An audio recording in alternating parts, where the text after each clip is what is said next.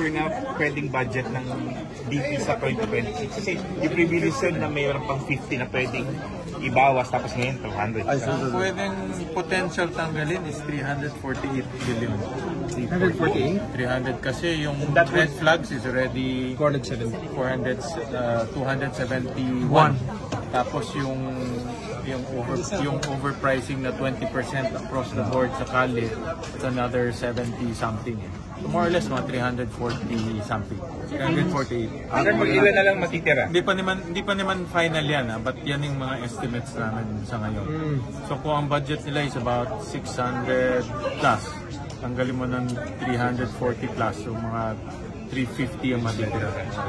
So that would be the bare minimum budget.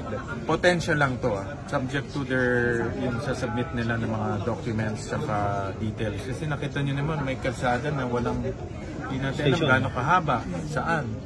So ang nangyayari kasi dyan, kung double ang entry, yung budget lalabas dalawa at pwedeng gamitin ng district engineer kung saan yung pwedeng gamitin.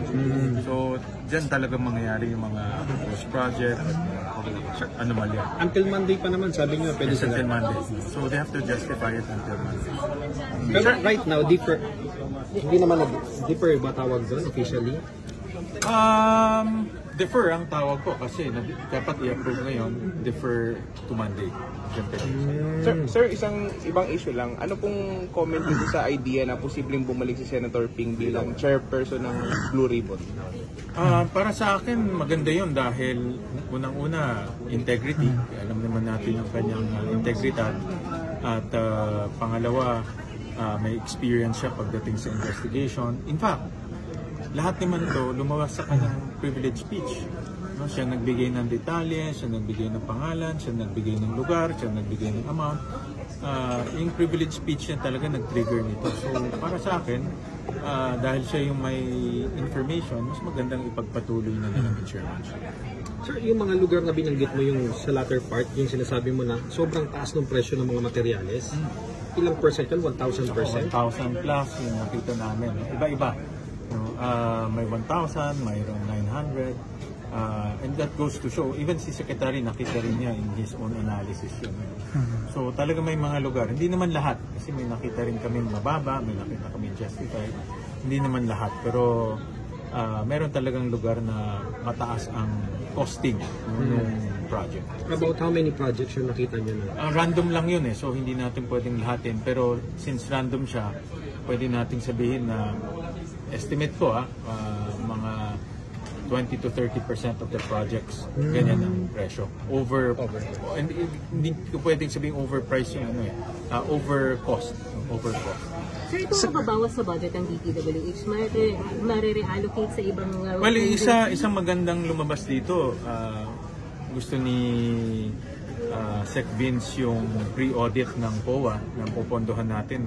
Ang COA nag-request ng 2.7 billion at nag-volunteer na siya kunin doon. So, yung mga savings na makukuha natin dyan pwedeng ilagay sa COA pre-audit.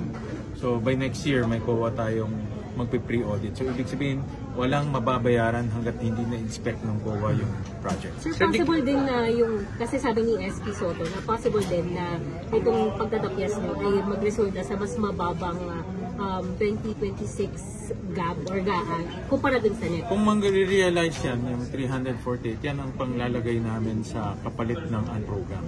Kasi ang program is about 260 something.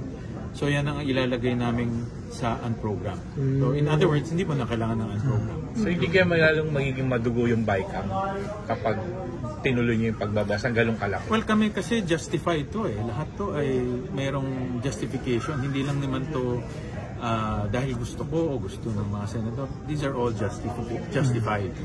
So I think i-justify natin sa mga counterparts natin kung bakit kailangan to. At doon namin pag-uusapan. Won't it tie the hands of the House? Hindi naman, dahil mayroon din sila sariling idea. Dito nga yan ang essence ng BICAM. Kung iba yun sa kanila, iba yun sa amin, dyan namin pag-uusapan at i-justify sa isa kung bakit ganito ang naging decision ng Senado. Sir, 2.7 sa COA, the rest, saan na mapupunta? Yung isa na isip ko sa unprogram para maalis yung buong unprogram, except for FAPSA, yung foreign assistant. So lahat ng mga ang program, popondohan na ng savings na makukuha natin. Sa another topic lang, pinangunahan na ni Senator yung pagsasapubliko ng kanyang salin. Susundan niyo po ba yun? Sinabi ko kay SP Soto na open ako na ibigay yung aking salin. In fact, this is not the first time kung may humingi members of the media. Actually, in the past, maraming humingi So, binibigay namin. As long as may official request, wala kaming hinihindian. Bali request kasi kay Senator, sir, nagkusa siya. Okay rin ako. Readily available. Yeah, okay rin naman ako. Na kung just to support yung mga kasamahan natin, bukas rin ako na sa publiko yung salin natin. Kailan niyo, sir, balak pong... Pag ready na siya. No? Ready na siya. So, kunin lang naman namin sa HR office. Sir, yung PLB students ba yung nakadiscover ng mga sila ba yung mga kasi 14,000 items Tapos tinignan namin 2025. Actually tinignan namin 24, 25, 26. Natapos silang nila 25, 26. Yun ang hindi ginawa ng DPWH. Nakita nyo. Ang ginawa ng mga students? Yung ginawa ng students ay kumuha kami ng 10 na mga accounting students from PLB, pamantasan ng Luzon ng Valenzuela. At inisa-isa talaga nila yung mga proyekto. Almost 15,000 na mga projects. At doon nila nakita na may mga doble, may mga naulit, may mga walang station number. Actually, kung 2 years yan, that's 30,000 projects isa-isa nila. So, how long nila ginawa yun? Mga one week? So, you're still proposing agency-specific infra projects? For example, yes, tuloy yun. Yung farm to market na transfer namin sa DA, yung TCAS na transfer namin sa DND, yung school building, we will allow DepEd to build their own. So tuloy yan. So paano gagawin doon? Special provision? Yung mga iba special provision, yung iba actual transfer. Like yung TCAS, actual transfer yun. Yung DA is special provision yun. Pag ganun, sir, paano yun? Pwede sa DPWH pa rin sila magpapagawa? Pwede, option na nila yan. Kung tingin nila gusto nila DPWH, pwede. Kung gusto nilang LGU, bukas naman din si Secretary Dizon, narinig ko kanina na pwedeng ibaba sa LGU. So kung gusto nila LGU, they can bring it down to the LGU. Sir, kahit namin yung iba din kasi, sir, di ba notorious yung absorptive capacity in the past? Pwedeng... Yeah, like kanina, nalaman ko lang yung school building, 22 lang ang nagawa, end of the year na. No? So may absorptive capacity problems rin yung DPWH. So mas maganda pa i-download na lang sa LGU or pwede silang mag-PPP.